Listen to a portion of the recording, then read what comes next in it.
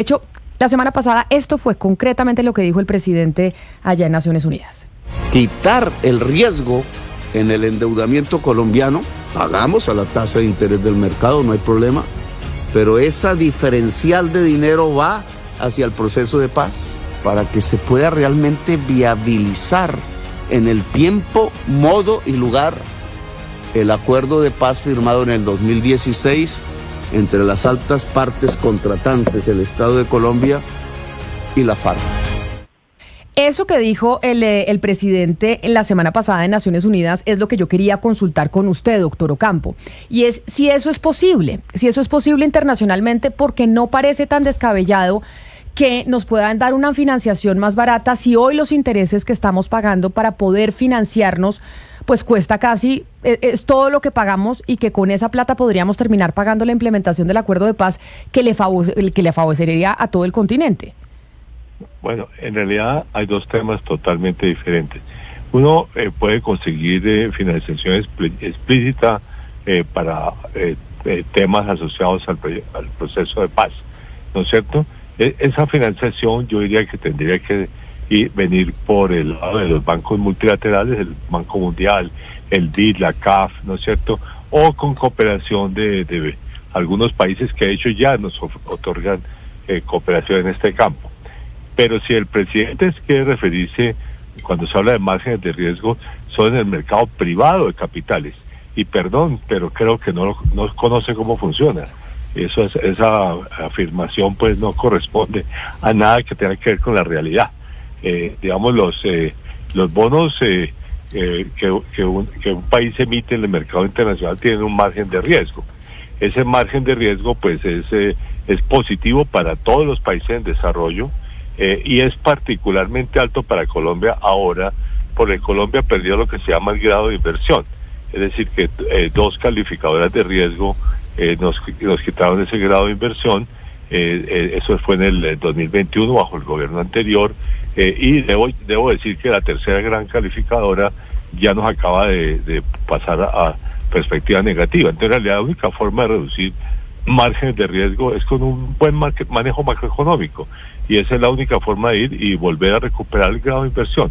Pero digamos, esa es una realidad pues del mercado, así funcionan los mercados, y no hay forma alguna de decirle, ese margen de riesgo dénoslo para un propósito particular. Eso no hay, así no funcionan los mercados.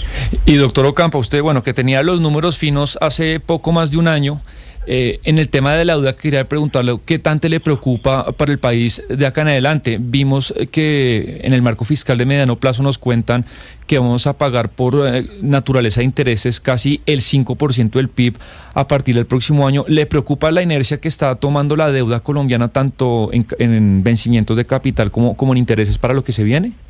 Bueno, esa es la naturaleza pues de cómo funcionan las deudas en esta época, en que las tasas de interés son más altas.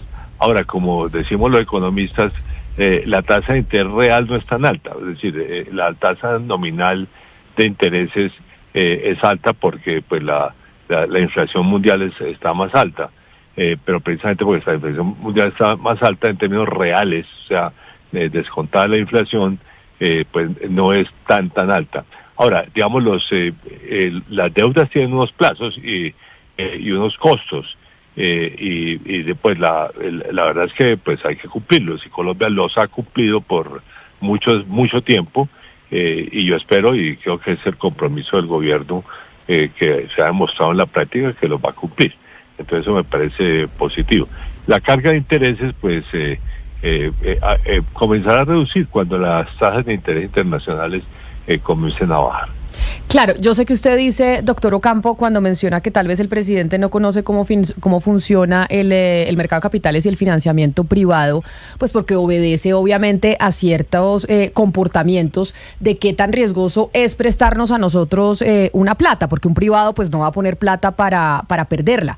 Pero entonces, ¿cómo se puede lograr no solo financiar el proceso de paz, sino financiarnos en general de una manera más barata? ¿Cómo lo logramos? Porque sí es cierto que es lo que manifestó el presidente en Naciones Unidas, y creo que manifiestan varios mandatarios de la región, que pues se les va mucho presupuesto pagando tasas de interés supremamente elevadas.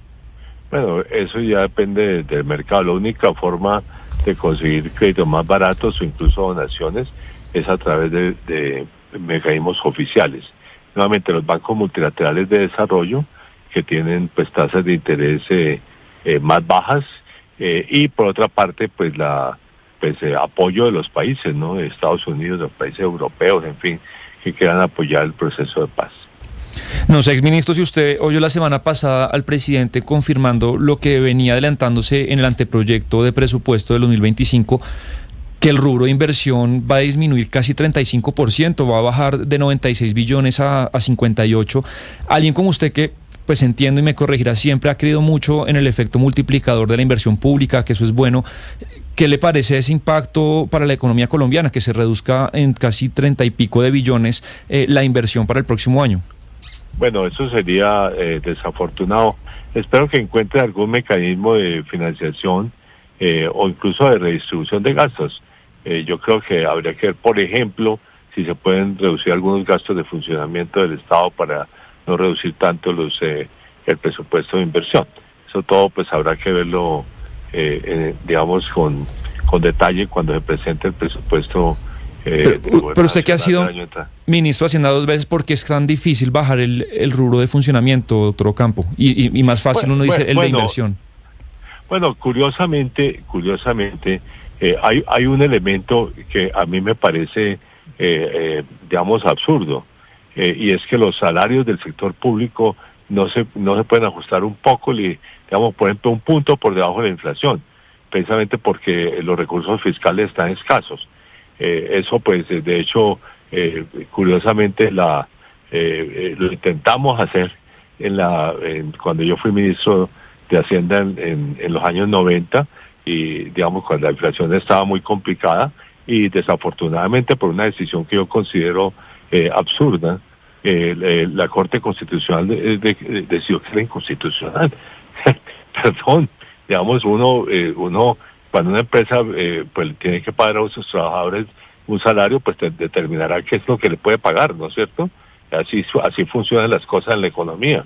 Entonces yo por ejemplo, estaría de acuerdo con que a los funcionarios públicos se les ajuste un poco por debajo de la inflación, 1 punto, 2 puntos. Claro. Eso haría un margen importante para poder financiar gastos de inversión que son absolutamente esenciales. Esta es la eterna pelea, doctor Ocampo, entre los economistas y los abogados, entre las decisiones que toma la justicia y lo que argumentan los economistas de la plata que no se tiene para poder gastar y asumir todos esos costos. Estamos muy bien. Pero déjeme, le hago una consulta, y es, si no se puede reducir o no lo van a hacer, por lo menos lo que sabemos es que no hay una reducción del gasto de funcionamiento del Estado, sino se va a recortar el presupuesto de la inversión, porque lo que ha dicho el actual ministro Ricardo Bonilla es, pues, ¿qué hacemos? No hay plata, entonces hay que apretarnos el cinturón, hay que buscar de dónde se recorta, y se va a recortar de parte de la inversión. Si se recortara de parte del funcionamiento del Estado, pues vendrían las tutelas, los fallos de la Corte Constitucional, probablemente algún tipo de manifestaciones por parte de los sindicatos en diferentes entidades. Ese es un panorama, pero hay otro panorama que puede ser muy delicado y es el que yo le quiero preguntar a usted, y es, al haber recorte en la inversión, ¿no podríamos estar empezando a gestar un nuevo estallido social? Porque, Sebastián, ¿cuánto es lo que se anuncia que va a ser el recorte de la inversión? Lo dijo el presidente la semana pasada, de 97 que soy a 57, eso sin contar la inflación, que todavía sería, en términos reales, una reducción mayor. Y eso es inversión en programas sociales, eso es inversión del Estado en diferentes cosas que le afectan directamente a la población. ¿Eso no podría presionar que volvamos a tener un estallido social? Bueno, digo, por uno u otro lado, pues las finanzas públicas son complejas. Habrá que ver exactamente qué es ese. Por ejemplo, un tema que yo he considerado absurdo desde que estaba en el Ministerio de Hacienda con el presidente Petro, es el subsidio enorme, primero a la gasolina y todavía al CPM. Eso da 10 billones de pesos más si acaban con el CPM. En fin, habrá que ver exactamente cómo se hacen las finanzas del Estado. Todas son complicadas, todas. Y les voy a tener que pedir excusas porque tengo que retirarme para una cita que tengo en este momento. No se preocupen, ni más faltaba, doctor Ocampo. Teníamos más preguntas, pero lo hablaremos en otra oportunidad y entiendo que tiene una cita. Mil gracias por atendernos. No, encantado de haber estado con ustedes. Un saludo especial.